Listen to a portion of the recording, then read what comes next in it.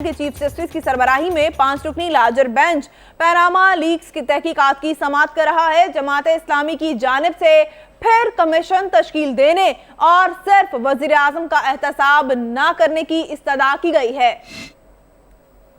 Chief justice ने कहा कि अगर इस नतीजे पर पहुंचे कि इंसाफ के तकाजे पूरे नहीं होंगे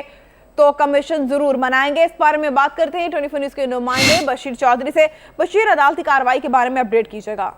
जी बिल्कुल, सुप्रीम कोर्ट में आज एक मरतबा फिर पनामा लीक्स से मुतालिक मुख्तलिफ जो दरख्वास्तें हैं उनकी समाअत हो रही है और आज की समाअत के आगाज़ पर ही जमात इस्लामी के वकील ने, जिस तरह से आपने जिक्र किया, तो उन्होंने कहा कि एक तो इस केस को जल्द अज जल्द हेयरिंग की जाए और इस हवाले से जो कमीशन है उसको तश्कील दी जाए ताकि इंसाफ के तकाजे पूरे हों। और उन्होंने कहा कि सिर्फ वज़ीर आज़म का एहतसाब नहीं चाहते बल्कि तमाम के तमाम अफराद का एहतसाब चाहते हैं, लेकिन आगाज़ वज़ीर आज़म से होना चाहिए। चीफ जस्टिस ने रिमार्क दिए कि अगर इंसाफ के तकाजे पूरे ना हुए तो कमीशन का जो है वो सोचा जाएगा। और इस हवाले से उन्होंने कहा कि हमने तमाम ऑप्शन जो है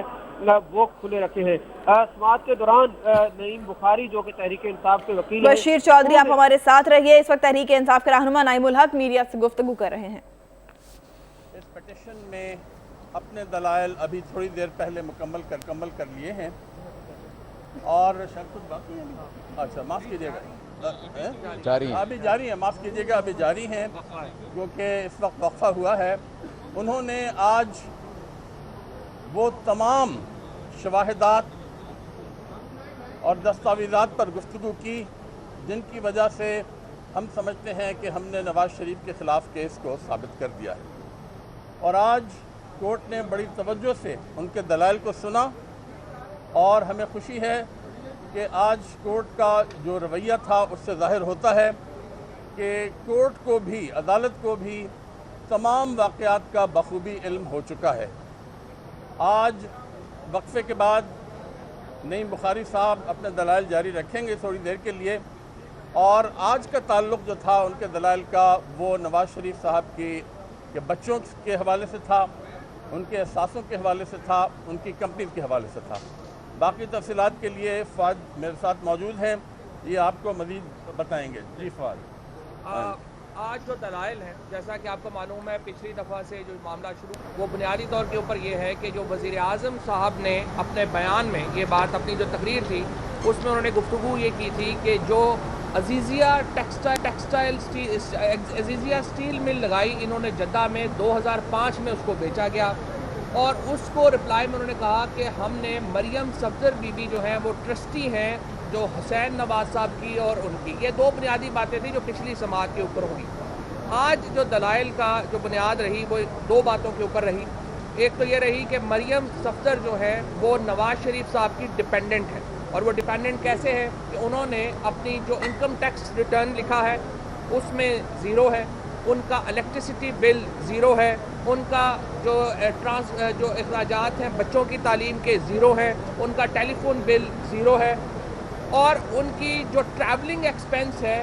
वो उनकी इनकम से ज़्यादा है। उनका जो टोटल ट्रैवलिंग एक्सपेंस बनता है 2 सालों का ही सिर्फ वो 36 लाख रुपया उनका ट्रैवलिंग एक्सपेंस है, इनकम जो है उनकी वो ज़ीरो है। एक बड़ी दिलचस्प बात जो चीफ जस्टिस पाकिस्तान ने पॉइंट आउट किया और रेज़ किया, एक 2006 में BMW मंगवाई गई यूज़ जो गिफ्ट स्कीम में मरियम बीबी को मिली और कहा यह जा रहा है अब कि उस BMW से 1,96 लाख रुपया प्रॉफिट जो है वो मरियम बीबी को मिला और जो वैल्यू उसमें शो की गई है वो 35 लाख रुपया थी और जो प्रॉफिट शो किया गया अब उससे वो 1,96 लाख। तो चीफ जस्टिस साहब ने जो है यही उनसे कहा है कि ये कैसे मुमकिन है कि ये या तो फिर उनके पास, लोगों के पास एक मुर्गी हुआ करती थी, हम सुना करते थे, जो अंडे दिया करती थी सोने के। मेरा ख्याल है इन्होंने BMW रखी है जो सोने के अंडे देती है और तो इसके अलावा कोई और जो है वो तरीका नहीं। अच्छा, दूसरा ये है कि अब और जो मरियम बीबी ने अपने एड्रेसेस दिए हैं सारे वो दिए हैं कि वो जाती उम्रा में रहती हैं, वो यहाँ पर भी वज़ीर आज़म हाउस में रहती हैं, तो तमाम हवालों से वो डिपेंडेंट हैं प्राइम मिनिस्टर साहब की। दूसरी इम्पॉर्टेंट बात जो ये है वो उन्होंने कहा है कि वो ट्रस्टी थी जो हुसैन नवाज शरीफ साहब की और हसन नवाज शरीफ साहब की कंपनीज़ हैं उनकी, और बेनिफिशियल ओनर नहीं थी। जो नईम बुखारी साहब का दूसरा आर्गूमेंट है वो ये है कि मरियम बीबी इन कंपनीज़ की ट्रस्टी नहीं है बल्कि बेनिफिशियल ओनर है। और उसके लिए हम क्या कह रहे हैं اس کے لیے ہم نے جو ایمفیسس کیا ہے، ایک جو موزیک فونیسکا کی اپنی ڈاکیومنٹ ہے جس میں مریم نواز شریف صاحبہ کو بینیفیشل اونر جو ہے وہ لکھا گیا ہے، جو ٹرسٹ ڈیڈ اکرم شیخ صاحب نے جو لائر ہیں انہوں نے جمع کرائی تھی، اس کو جسٹس عظمت سعید صاحب نے، آصف سعید کھوسہ صاحب نے اور جو دیگر جج صاحبان ہیں انہوں نے جو کمنٹ کیا اس ٹرسٹ ڈیڈ کے اوپر، انہوں نے یہ کہا ہے کہ کوئی ٹرسٹ ڈیڈ جب تک رجسٹرڈ نہ ہو اور ایک یو ٹی این نمبر اس کو نہ دیا جائے اس کو ٹرسٹ ڈیڈ نہیں مانا جا سکتا. لہٰذا اس بارے میں بھی کوئی شبہ نہیں رہا کہ مریم نواز شریف صاحبہ نہ صرف نواز شریف صاحب کی ڈپینڈنٹ ہیں بلکہ بینیفیشل اونر ہیں ان پراپرٹیز کی. تیسرا پوائنٹ یہ ہے، حسن نواز شریف صاحب نے 1999 میں ایک انٹرویو دیا سیم سیبسٹن صاحب کو بی بی سی کو، اور اس انٹرویو میں انہوں نے یہ کہا کہ وہ ایک اسٹوڈنٹ ہے اور ان کی کوئی انکم نہیں ہے، اور وہ ان اپارٹمنٹس میں جو اپارٹمنٹس ابھی آپ کے سامنے یہاں سپریم کورٹ میں زیر بحث ہے، ان اپارٹمنٹ میں بطور اسٹوڈنٹ رہ رہے ہیں اور اس کا کرایہ جو ہے وہ آتا ہے پاکستان سے. اب دو باتیں ہیں، ایک تو یہ کہ جو آصف سعید کھوسہ صاحب کے ریمارکس یہ تھے کہ اگر ان کا کرایہ پاکستان سے آتا تھا تو پھر قطر والے اس کو کیسے اون کرتے تھے؟ کیا کرایہ پاکستان سے لندن آتا تھا اور پھر لندن سے قطر جاتا تھا؟ دوسری امپورٹنٹ بات یہ ہے کہ حسن نواز شریف صاحب نے کہا کہ وہ اسٹوڈنٹ تھے، یعنی 1999 تک ان کی کوئی انکم نہیں تھی، لیکن 2001 میں فلیگ شپ انکارپوریٹ ہوتی ہے، 4 اور کمپنیز انکارپوریٹ ہوتی ہیں اور حسن نواز شریف صاحب اپنی ان کمپنیز کو 20 ملین پاؤنڈ تک کا قرضہ دیتے ہیں. تو سوال یہ پیدا ہوتا ہے کہ حسن نواز شریف صاحب کے پاس اتنے پیسے جو ہیں وہ کیسے آئے؟ اب جو معاملہ جو اب کھڑا ہے، ابھی جو نعیم بخاری صاحب اپنے دلائل جو مکمل کرنے جا رہے ہیں آخری حصے میں، اب ہم اس پوائنٹ کی طرف آئے ہیں کہ یہ جو پراپرٹیز ہیں یہ 1999 تک یعنی 2006 سے پہلے نواز شریف فیملی اون کرتی تھی. اس اون کرنے کے لیے ہم نے کیا ثبوت دیا ہے؟ اس اون کرنے کے لیے ہم نے التوفیق کی ایک ججمنٹ جو 1999 میں پاس ہوئی، اس کی ایگزیکٹ ڈیٹ جو ہے لندن ہائی کورٹ، میں دے دیتا ہوں 5/11/1999 لندن ہائی کورٹ کی یہ ججمنٹ ہے، جس میں جن کے جو پارٹنرز ہیں وہ ہیں میاں محمد شہباز شریف صاحب، میاں محمد شریف صاحب، میاں عباس شریف صاحب. یہ میفیئر اپارٹمنٹس کے اوپر ججمنٹ ہے. یہ ججمنٹ جو ہے $34 ملین اس ججمنٹ کے پے ہوئے، اور پے ہونے کے بعد یہ اپارٹمنٹ کا جو مارگیج ہے، جو رہن ہے، وہ ختم ہوا. اب $34 ملین پیسے دیے گئے، یہ اپارٹمنٹس جو ہیں وہ ختم ہوئے، ججمنٹ جو ہے وہ ان کے خلاف تھی. اس پوائنٹ سے اب نعیم بخاری صاحب اپنا آرگومنٹ جو ہے اسی کو دوبارہ آگے لے کے چلیں. Thank you.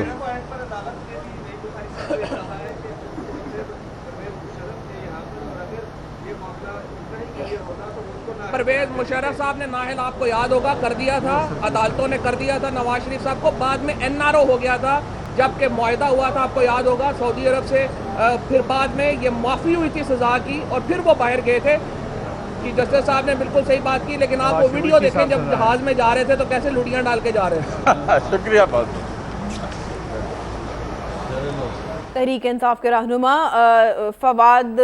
چودھری اور نعیم الحق میڈیا سے گفتگو کر رہے تھے. ان کا کہنا ہے کہ ابھی سماعت میں وقفہ ہے، وقفے کے بعد دوبارہ سے سماعت شروع ہوگی. بشیر چودھری سے بات کرتے ہیں. بشیر چودھری بتائیے گا، ابھی اب سے کچھ دیر پہلے تحریک انصاف کے رہنماؤں نے بھی میڈیا سے گفتگو کی ہے اور عدالتی کارروائی جو کہ وقفے سے پہلے تھی وہ کیا رہی؟ جی بالکل، عدالت جو وقفے سے پہلے کی کارروائی تھی اس نے آج تحریک انصاف کے وکیل نعیم بخاری، جن نے گزشتہ سماعت پر بھی دلائل دیے تھے، آج اپنے دلائل جو ہیں وہ جاری رکھے اور انہوں نے اپنے دلائل کے دوران 3 باتیں جو ہیں وہ ثابت کرنے کی کوشش کی ہے. کہ ایک تو یہ کہ وزیراعظم نواز شریف خود کاروباری شخصیت ہیں اور وہ اپنے بچوں کی کفالت کرتے رہے ہیں اور حسن نواز اور حسین نواز کو انہوں نے جو ہے ان کو پیسے دیے ہیں. اس کے ساتھ ساتھ وزیراعظم نواز جو ہے وہ ٹیکس چوری کرتے رہے کہ جب ان کے بچے جو ہے وہ کاروباری ہوئے تو وہ ان سے جو رقم لیتے تھے وہ تحفے کے طور پر لیتے تھے تاکہ اس کا کوئی ٹیکس نہ دینا پڑے. اور تیسرا انہوں نے یہ ثابت کرنے کی کوشش کی کہ حسن نواز جو مریم نواز ہے وہ وزیراعظم نواز شریف کی زیر کفالت رہی ہے. اور انہوں نے یہ بھی کہا کہ مریم نواز جو ہے وہ چودھری شوگر ملز کی شیئر ہولڈر ہیں اور اسی سے جو آمدن ہے وہ بھی لیتی رہی ہے. عدالت نے بھی آج جو ہے نعیم بخاری سے کافی سخت سوالات اٹھائے ہیں ان کے سامنے، اور ایک انٹرویو حسن نواز کا جس کا حوالہ بار بار تحریک انصاف دے رہی تھی اس کے بارے میں آج عدالت میں جو ہے وہ جسٹس حاصل سعید کوثر نے وضاحت کی ہے اور انہوں نے کہا ہے کہ جو حسن نواز کا انٹرویو ہے جس میں یہ کہا ہے کہ وہ لندن میں 99 میں اسٹوڈنٹ تھے اور ان کے جس فلیٹ میں رہتے تھے اس فلیٹ کا کرایہ لندن پاکستان سے آتا تھا، تو انہوں نے کہا کہ ان کے انٹرویو کے اگلے حصے میں یہ بات شامل ہے کہ وہ لندن انہوں نے کہا ہے کہ وہ ان کا کرایہ ان کے والد نواز شریف ادا نہیں کرتے بلکہ ان کے دادا کے کاروبار سے وہ کرایہ آتا ہے اور وہ کرایہ قطر جاتا ہے جہاں جو کہ اصل ان فلیٹ کے مالکان ہے۔ جسٹس حاصل سعید کوثر نے یہ بھی کہا کہ یہاں سے یہ سوال اٹھتا ہے کہ کیا قطری شہزادے کے خط میں اور حسن نواز کے بیان میں تضاد تو نہیں، تو انہوں نے کہا کہ حسن نواز کا جو خط ہے، جو انٹرویو ہے، جو بیان ہے، اس میں انہوں نے کہا ہے کہ اس کا کرایہ جو ہے یا قطری شہزادے کو قطر جاتا ہے، اور اسی طرح قطری شہزادے نے بھی اپنے خط میں یہ لکھا ہے کہ وہ شریف خاندان سے کرایہ وصول کرتے تھے۔ نئی بخاری جی ٹھیک ہے، شکریہ بشیر چودھری، اپڈیٹ کر رہے تھے۔